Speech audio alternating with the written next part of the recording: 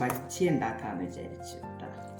അപ്പോൾ ബജ്ജി ബോണ്ട പൗഡർ എന്താ ബജ്ജി ബോണ്ട പൗഡർ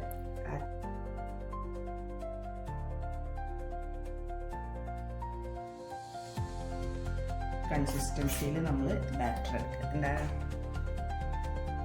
കാണാനൊക്കെ അടിപൊളിയുണ്ട്, ഉണ്ടാക്കി നോക്കുമ്പോൾ അറിയാം. എന്താണെങ്കിലും ഒന്ന് ടെസ്റ്റ് ചെയ്യാതെ ചൂടായാൽ നോക്കണോട്ടോ. നല്ലോണം ചൂടാവണേ.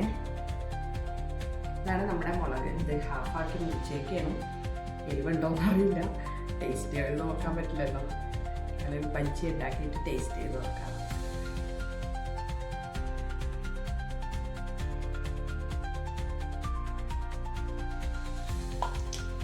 ചൂടാന്നറിയാൻ ഇങ്ങനെ ഇതുപോലെ ഒന്ന് ഇട്ട് നോക്കുക കേട്ടോ. അത് അത്യാവശ്യം ചൂടായിട്ടുണ്ട്.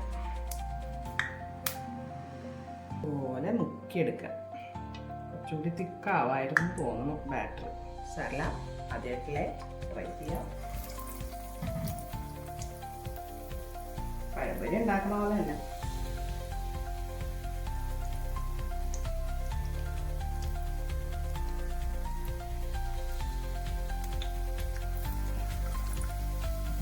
ഇതുപോലെ തന്നെ കായൊക്കെ ഉണ്ടാക്കാം കേട്ടോ. ഇതുണ്ടാക്കുന്ന കായില്ലേ, കൊണ്ടക്കായ എന്ന് പറയും. നമ്മുടെ ഏത്തക്കായല്ല. പിന്നെ പൊട്ടറ്റോ വെച്ചുണ്ടാക്കാം. ഒനിയൻ പക്കോട ഇതൊക്കെ ഉണ്ടാക്കാം കേട്ടോ. ചൂടാണ്, കൈ കൊള്ളും. ടേസ്റ്റ് ഉണ്ടാ ടേസ്റ്റ്. ഫ്രഷ് കിട്ടും. വൈഷ്ണവ് മാർക്ക് ഇട്ടു കേട്ടോ ഗൈസ്. വൈഷ്ണവ് മാർക്ക് ഇട്ടു. ഇനി എനിക്ക് ധൈര്യമായിട്ട് ഉണ്ടാക്കാം. പക്ഷെ ആദ്യത്തേൽ നമുക്ക് കോട്ടിങ് ശരിയായില്ല കേട്ടോ. നമുക്ക് ഉണ്ടാക്കാം. ഇത്തിരി വെള്ളം കൂടിപ്പോയി തോന്നുന്നു. ഞങ്ങൾ ഇത്തിരി കൂടി പൊടിയൊക്കെ ആഡ് ചെയ്തിട്ടുണ്ട്. അടുത്തതിന് ശരിയാവുമെന്ന് വിചാരിക്കുന്നു. ഇട്ട് നോക്കാം.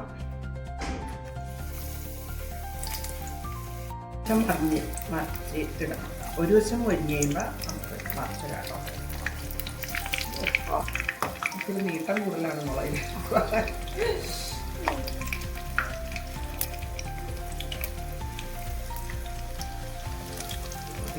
ഇതും കോട്ടിങ് ഒക്കെ കുറെ പോയിട്ടാ.